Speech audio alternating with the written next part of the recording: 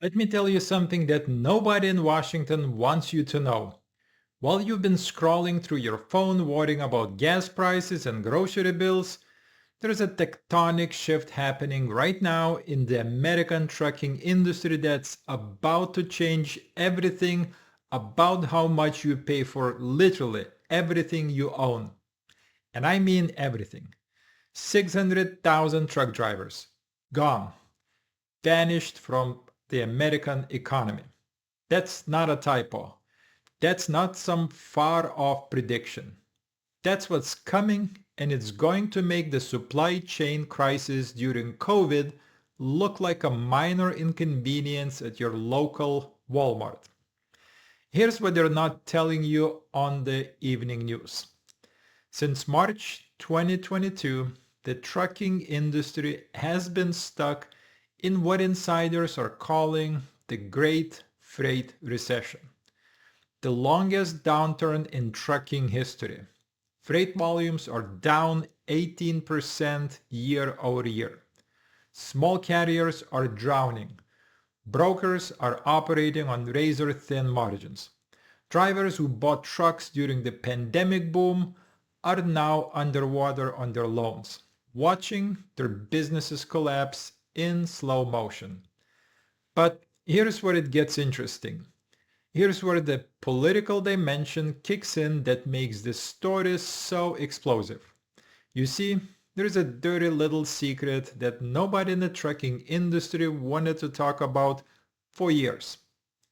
Since March 20, when the Federal Motor Carrier Safety Administration quietly changed the rules, over 200,000 non-domiciled commercial driver's licenses have been issued. These are licenses given to people who don't permanently reside in the state where the license was issued. Foreign nationals, temporary workers, people who entered the country under what one industry executive bluntly called Biden's open borders. And here's the kicker. In that exact same period, the trucking industry added more than 310,000 trucks to American roads. You think that's a coincidence?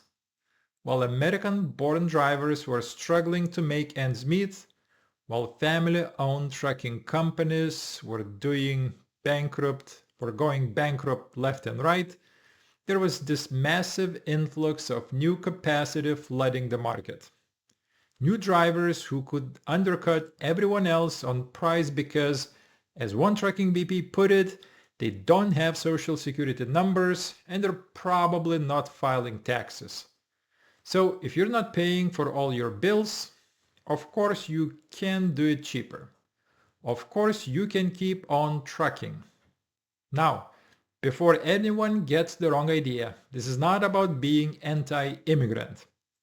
This is about what happens when you create a system that allows a massive regulatory loopholes to distort an entire industry. This is about what happens when policy decisions made in Washington have unintended consequences that ripple through the backbone of the American economy. And now the bill is coming due. On September 26, 2025, the Federal Motor Carrier Safety Administration issued an emergency ruling. Non-domiciled CDL restrictions immediately. The FMCSA estimates that 97% of the current 200,000 non-domiciled CDL holders will be unable to satisfy the new requirements. They're looking at an exit from the industry over the next 1 to 3 years. That's about 5% of all registered CDLs in the United States. Gone. But wait, there is more. In June 2025, the English language proficiency mandate went into effect. The requirement is simple. Drivers must be able to converse with officials, read and respond to highway signage, and complete required reports in English without translation aids. Since then, there have been over 23,000 violations. More than 5,000 resulted in out-of-service orders. Industry analysts estimate this could remove approximately 20,000 drivers annually from the workforce. And here's where the math gets truly staggering. When you account for the overlap between drivers affected by non-domiciled CDL restrictions and English language proficiency enforcement, plus undocumented drivers and restrictions on new hires, transport economist Noel Perry puts the total at-risk population at over 600,000 drivers. That's 17% of active drivers in America. Think about that for a second. 17%. One out of every 6 trucks you see on the highway right now might not be there in 2 years. But here's where the story takes a turn that should make every American sit up and pay attention, regardless of your political affiliation. The trucking industry has been in overcapacity for years. Too many trucks, not enough freight. That's kept prices artificially low. That's why your Amazon packages still showed up on time even during the recession. That's why shipping costs stayed manageable even as everything else got more expensive. But that safety valve, that release mechanism that kept capacity high and prices low, it's about to slam shut. And it's never opening again. See, during the pandemic and the years that followed, there was always this endless supply of new drivers entering the market. Immigration policy, whether you agreed with it or not, created a pool of labor that kept the trucks moving. But now, with Trump's administration's crackdown on non-domiciled CDLs, with the English proficiency requirements being strictly enforced, with H.R. 1 signed into law on July 4th, 2025 imposing stringent immigration measures, that pipeline has been cut off. The executives at the U.S. Postal Service learned this the hard way. They tried to ban their contractors from using immigrant drivers. And the whole system nearly collapsed. They were shocked to discover just how dependent their entire logistics network had become on non-domiciled CDL holders. One industry insider said the number of non-domiciled CDL drivers in the USPS contractor network surprised everyone, including USPS executives. That should tell you something. When even the government does not know how dependent its own operations are on this labor force, we are in uncharted territory. Now let's talk about what happens next, because this is where it gets really interesting from a market dynamics perspective. Right now, spot rates are sitting at $2.28 per mile. Back in January 2022, they were $3.53 per mile. That's a massive drop. Carriers have been operating at negative margins. Small operators have been crushed. Even giants like J.B. Hunt with $12 billion in revenue have been feeling the strain. But when you suddenly remove 600,000 drivers from the market, basic economics takes over. Supply and demand is not just some abstract concept they teach in freshman economics. It's the iron law that governs everything. Industry experts are predicting COVID-era spot rates are coming back.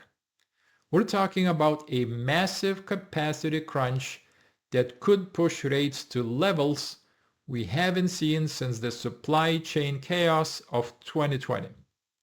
The difference this time? There is no relief valve. There is no surge of new drivers waiting in the wings. The capacity relief valve for shippers and brokers is forever shut. What does that mean for you? Let me paint you a picture.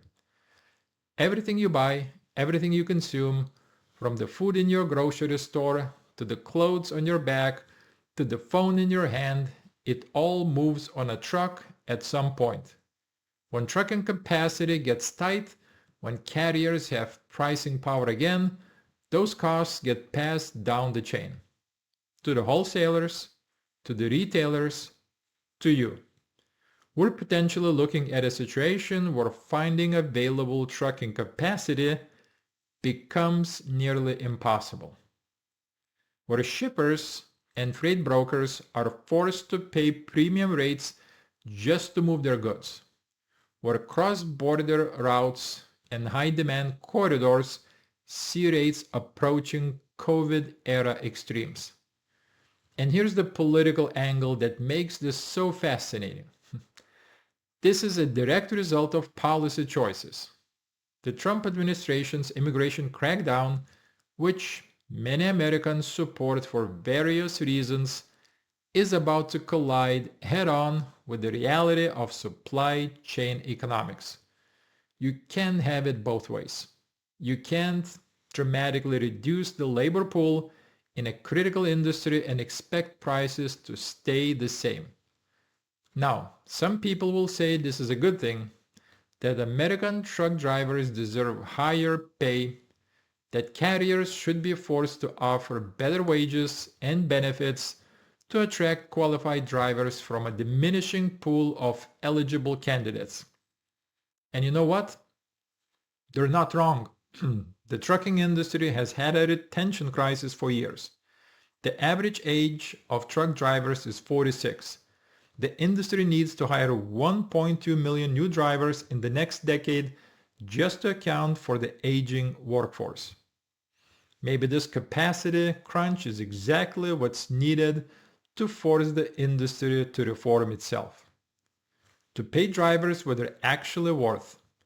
To create working conditions that make trucking an attractive career again instead of a last resort. But that correction comes with a price. And that price is going to show up in your grocery bill, in your Amazon cart, in every product that moves across this country. The large asset carriers, the big players who have the resources to weather the storm, they're going to come out on top. They're already positioning themselves for what's coming. They always do. They know that when capacity gets tight, they'll have the pricing power they've been lacking for years. The market rationalization that follows this capacity purge will likely favor those with deep pockets and robust compliance systems. But the small operators, the family-owned trucking companies, the owner-operators who took out loans to buy trucks during the boom years, many of them aren't going to make it. The industry is already predicting numerous bankruptcies among both carriers and brokers in the coming months as financial pressures mount.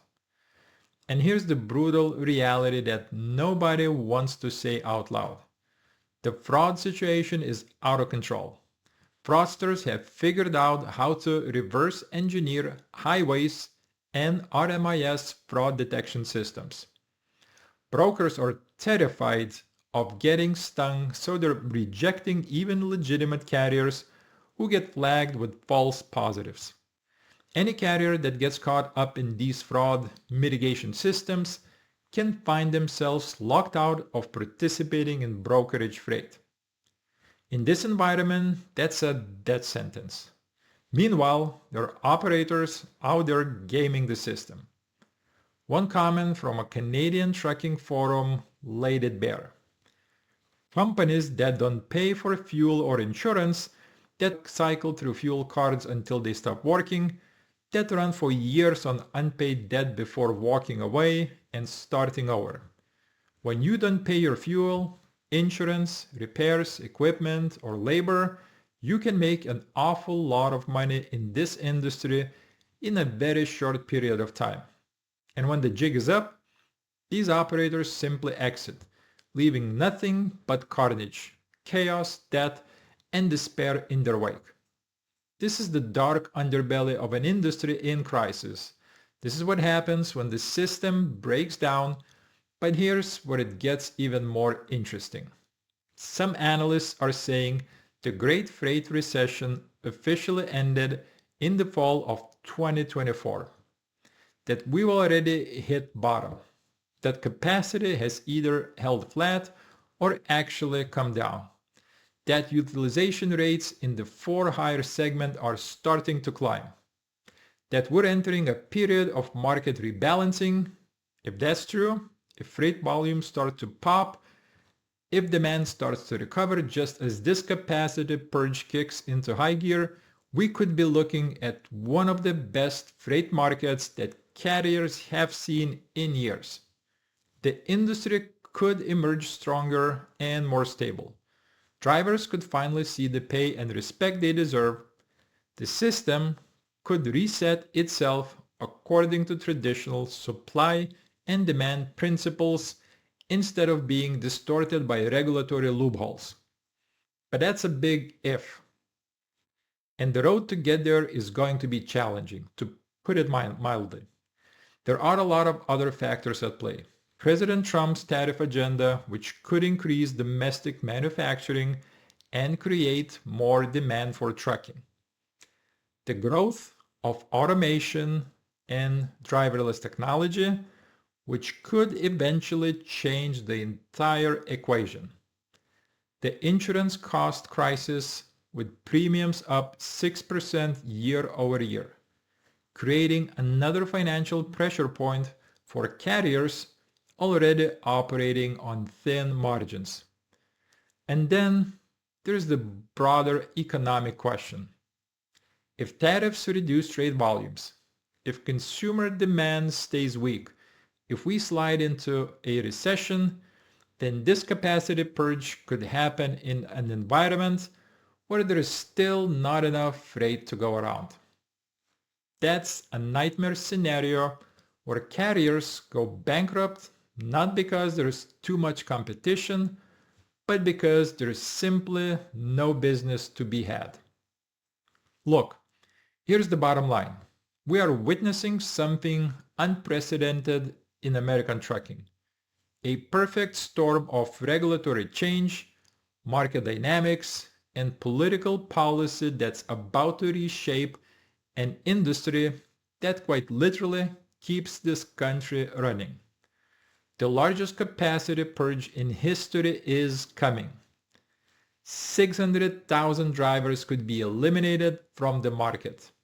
The immigrants who filled the gap during the Biden years aren't coming anymore. The policy environment has fundamentally changed, and the consequences of that change are going to ripple through every sector of the American economy. Whether you think this is a good policy or bad policy, whether you support stricter immigration enforcement or not, whether you believe American workers deserve protection or that market forces should rule, the reality is the same. Change is coming. The freight industry is about to look very different in 2 years than it does today. The survivors are going to be the big carriers with deep pockets and sophisticated operations. The casualties are going to be the small operators who can't adapt fast enough. And the cost is going to be borne by American consumers who are going to pay more for everything. That's not a political statement. That's not a value judgment. That's just basic economics playing out in real time. The calm before the storm is ending. The storm is here. And whether you're ready for it or not, it's going to change everything about how goods move in America. Welcome to the future of American trucking. Hold on to your hat. It's going to be one hell of a ride. Don't forget to like this video, subscribe, and hit that bell so you never miss an update. Your support lets me keep bringing you more content just like this. I'll see you next time. Bye-bye.